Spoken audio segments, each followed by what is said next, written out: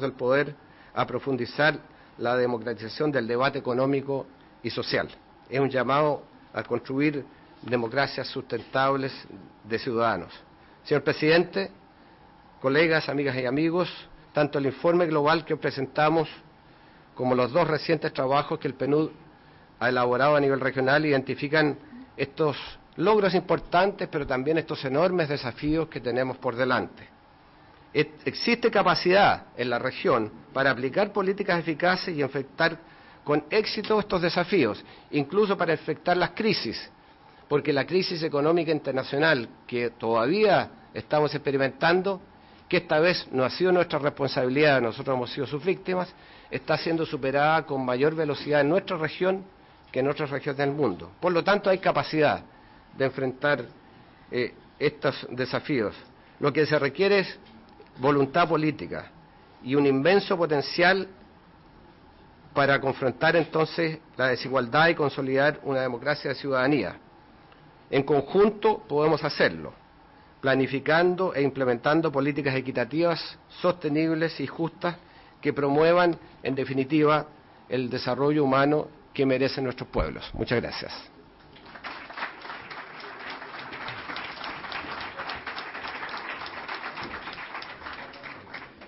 Finalizando la parte oratoria de este primer acto, hará uso de la palabra el señor Presidente de la República, don José Mujica Cordano.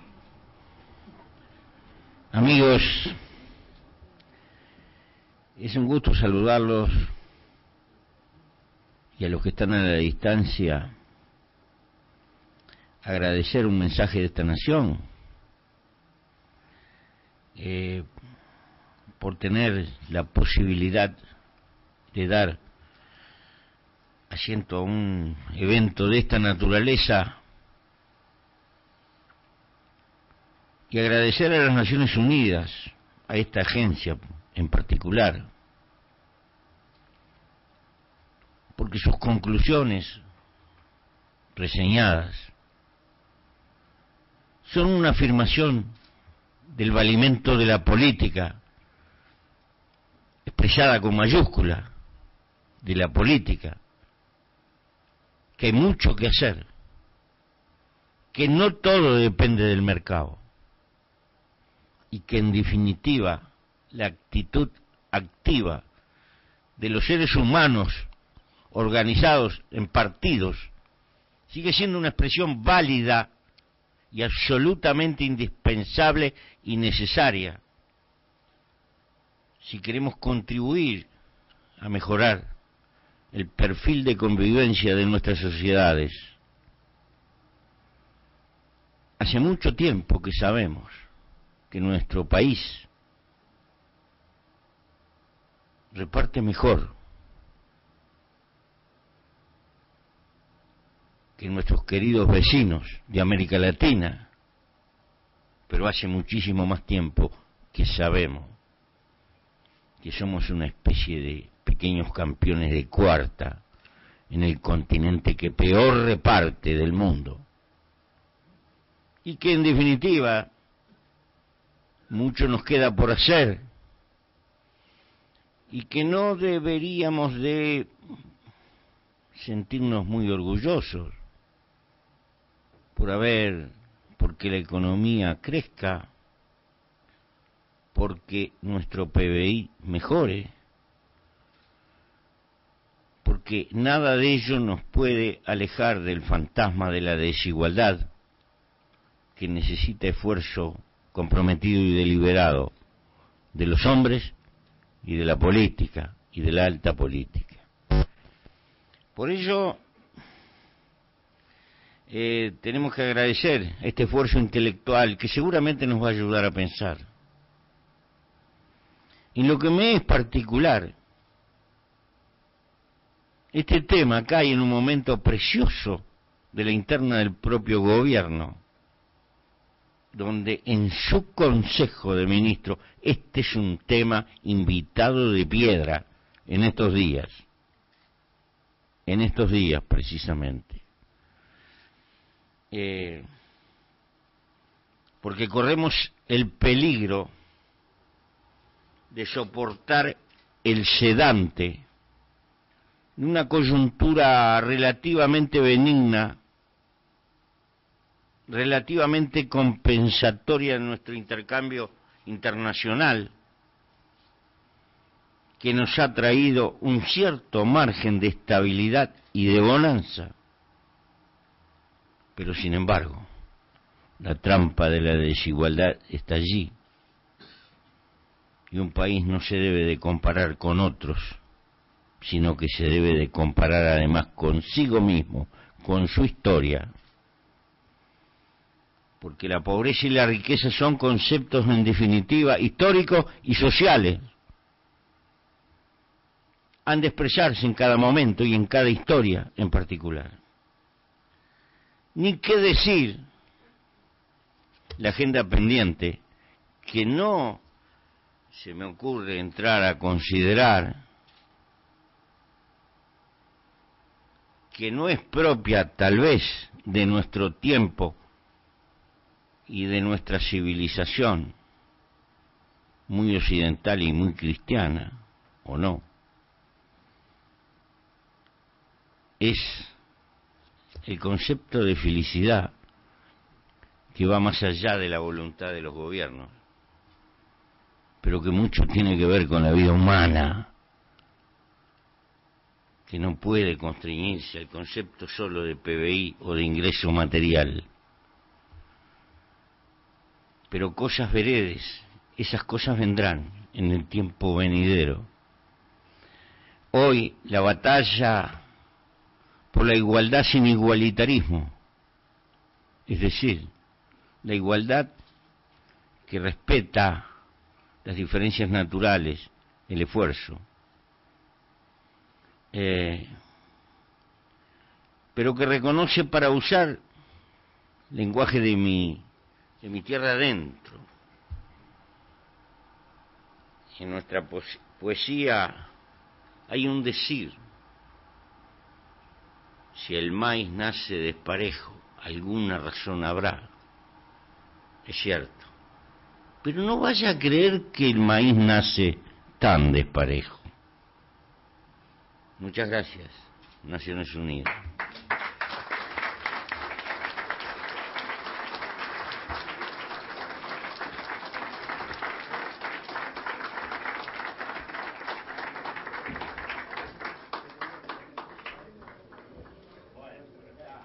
¿Se va?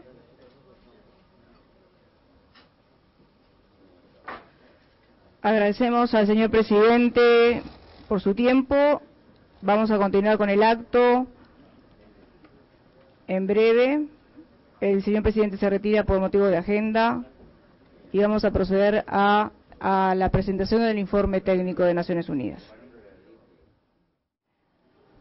Adelante, por favor.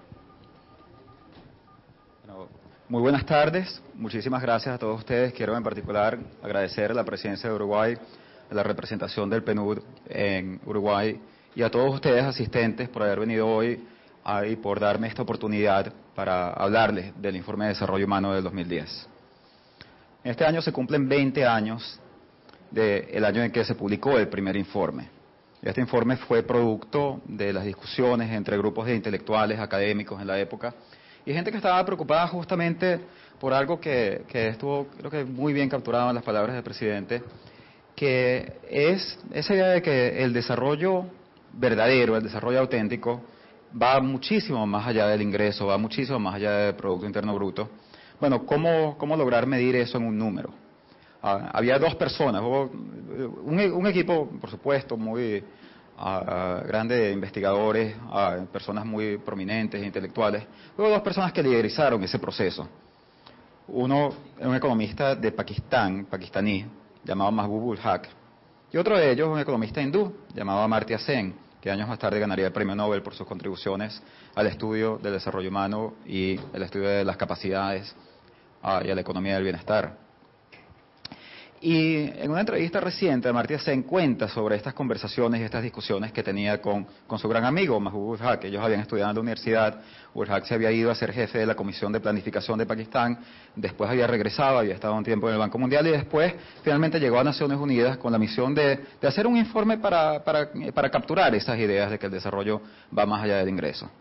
Y Mahbub el-Haq le decía, tenemos que conseguir algo, un número con el que nosotros podamos medir a los países, que sea una alternativa al Producto Interno Bruto. Y Sen recuenta que él le decía, no, Mahbub, no podemos hacer eso, porque el problema del Producto Interno Bruto es su crudeza, o sea, el hecho de que no captura todas las cosas que pasan con la gente. Y entonces sustituirlo por un número tiene la misma crudeza. Y entonces Mahbub el-Haq se quedó pensando y al día siguiente lo llamó y le dijo, Amartya, yo quiero que me ayudes a construir algo que tenga la misma crudeza del Producto Interno Bruto, pero que sea más relevante para la gente. Y así nace el Índice de Desarrollo Humano. Una idea muy simple.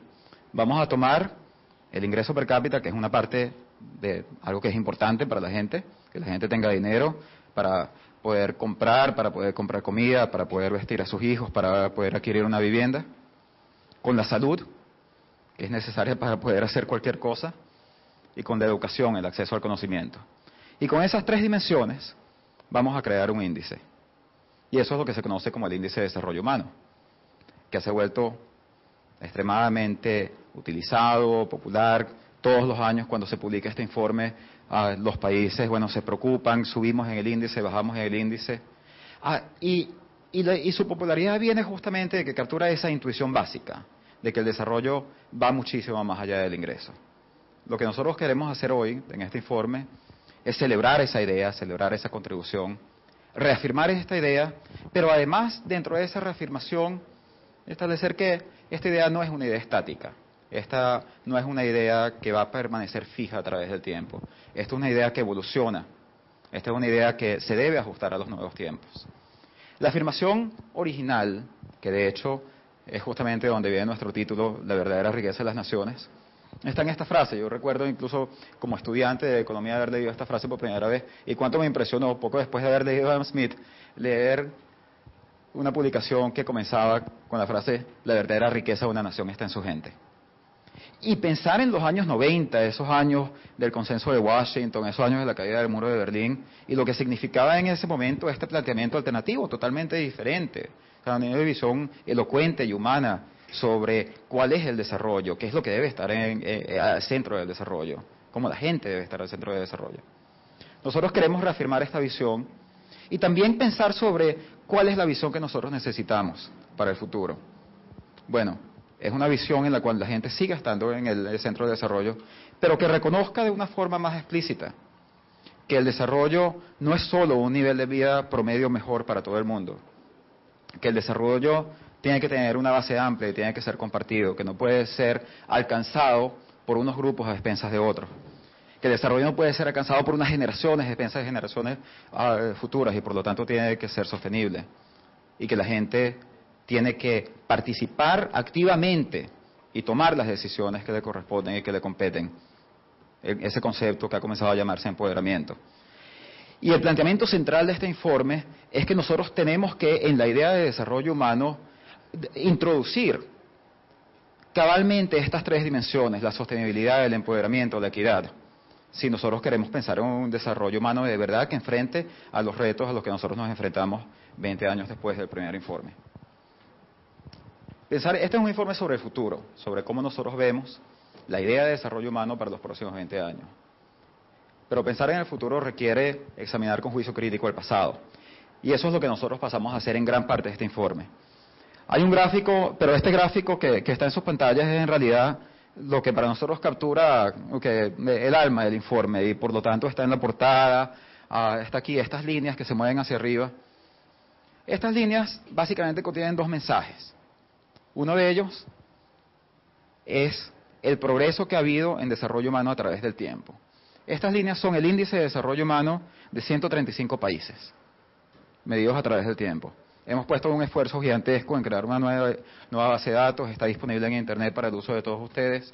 135 países cubriendo más del 92% de la población mundial. A 40 años, de figuras comparables de desarrollo humano en todos sus componentes. ¿Qué es lo que nosotros vemos? Vemos un ascenso, eso es importante. El IDH mundial ha aumentado en un 41% desde 1970 y en un 18% desde 1990. Y fíjense que esta es una visión que contrasta con la visión a veces pesimista que hay bueno, en el contexto de la crisis, de las preocupaciones